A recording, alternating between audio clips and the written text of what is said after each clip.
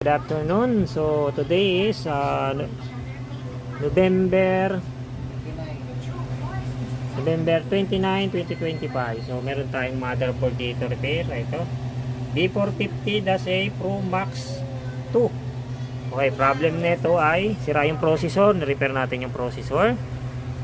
Nasa 4 na pin yata yung putol. Kasi ano to, nabili na second hand. So may repair na yung processor, hindi maganda yung repair nung nag-repair. Okay, so ayan. So detected na yung processor natin.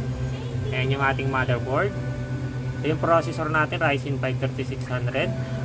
Tapos yung ating memory na 32 GB. Ayan, detected na po siya, as you can see. Memory. Ayan. So nababasa po 16 GB. Ayan, may data. Ayan po, 2 piraso po. Passable. Tapos yung video card, nababasa din. Okay?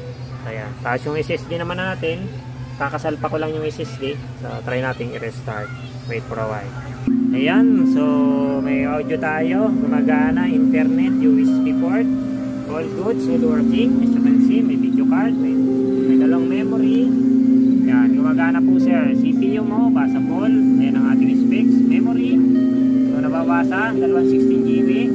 Ayan. Okay. So, 266 lang yung read niya. Pero pwede yung baguhin sa setting. Depende sa motherboard at sa processor. Sa support na processor. Yung SSD, nababasa yung SSD namin.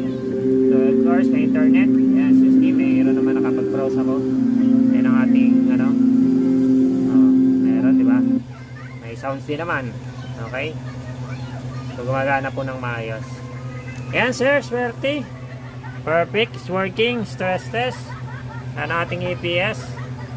Processor, ano po namin to. Sa amin yung ano, yung video card.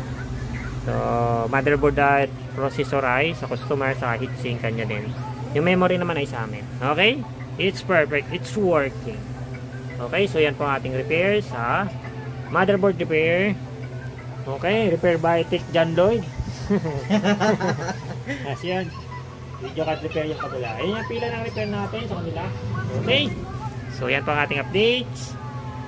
B450 na MSI. B450-A Pro Max 2 MSI. Okay. Thank you.